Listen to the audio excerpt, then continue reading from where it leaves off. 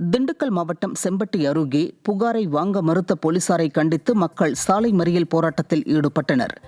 பாறைப்பட்டியில் விளையாட்டுப் போட்டிக்கு எதிர்ப்பு தெரிவித்ததாக ஒரு பிரிவினரை சேர்ந்த 2 பேரை மற்றொரு பிரிவினரை சேர்ந்தவர்கள் தாக்கியதாக கூறப்படுகிறது. இதில் 2 பேர் காயமடைந்த நிலையில் பாதிக்கப்பட்டவர்களின் உறவினர் அளித்த புகாரை காவல்துறையினர் வாங்க மறுத்ததாக கூறப்படுகிறது. இதனால் ஆத்திரமடைந்த மக்கள் சாலை மறியல் போராட்டத்தில் ஈடுபட்டனர்.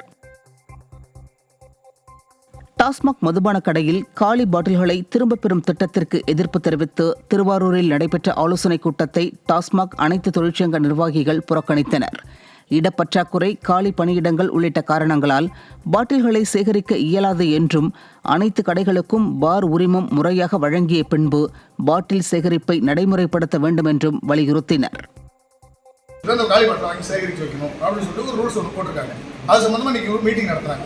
அந்த மீட்டிங் நடத்துகிறப்ப நாங்கள் சில கேள்விகள் அனைத்து தொழிற்சங்கத்தை சார்ந்தவங்க எல்லாரும் ஒரு கேள்வி இருக்கிறோம். இது சம்மந்தமாக நடைமுறை சிக்கல் இருக்குது, போதுமான இடவசதி இல்லை, அதே மாதிரி ஆள் பற்றாக்குறை இருக்குது, இது பார் இம்ப்ளிமெண்ட்டு எல்லா கடைகளையும் பண்ணலை அப்படிங்கிற மாதிரி சில விஷயங்களை நாங்கள் முன்னிறுத்தி பேசணும். போதுமான இடவசதிகள் இது எல்லாத்தையும் ஏற்படுத்தி கொடுத்துட்டு இதை நீங்கள் இம்ப்ளிமெண்ட் பண்ணுங்கள்.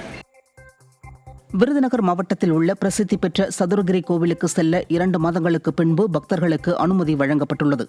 கனமழை காரணமாக ஓடைகளில் நீர்வரத்து அதிகரித்ததால் சதுரகிரி கோவிலுக்கு செல்ல தடை விதிக்கப்பட்டிருந்தது. தற்போது நீர்வரத்து சீரானதால் பிரதோஷம் மற்றும் பௌர்ணமியை முன்னிட்டு வரும் 23ஆம் தேதி முதல் 26ஆம் தேதி வரை 4 நாட்களுக்கு மலையேறி தரிசனம் செய்ய பக்தர்களுக்கு அனுமதி வழங்கப்பட்டுள்ளது.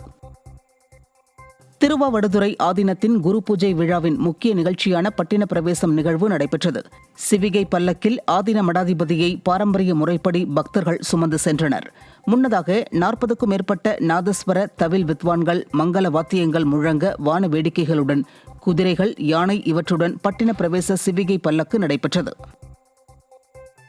காவல்துறையினர் துன்புறுத்துவதாக கூறி ஈரோடு ரயில் நிலையத்தில் உள்ள உயர் கண்காணிப்பு கோபுரம் மீது ஏறி மது போதையில் ஒருவர் தற்கொலை மிரட்டல் விடுத்த சம்பவம் பரபரப்பை ஏற்படுத்தியது. ரயில்வே போலீசார் அளித்த தகவலை அடுத்து சம்பவ இடத்திற்கு வந்த தீயணைப்புத் துறையினர் மது போதையில் உயர் கண்காணிப்பு கோபுரம் மீது ஏறிய நபரை சமாதானப்படுத்தி கீழே இறக்கினர். விசாரணையில் அவர் காவிரி RS பகுதியைச் சேர்ந்த செல்வம் என்பதும் அவர் மீது திருட்டு வழக்கு உள்ள நிலையில் போலீசார் துன்புறுத்துவதாக கூறி தற்கொலை மிரட்டல் விடுத்ததும் தெரியவந்தது.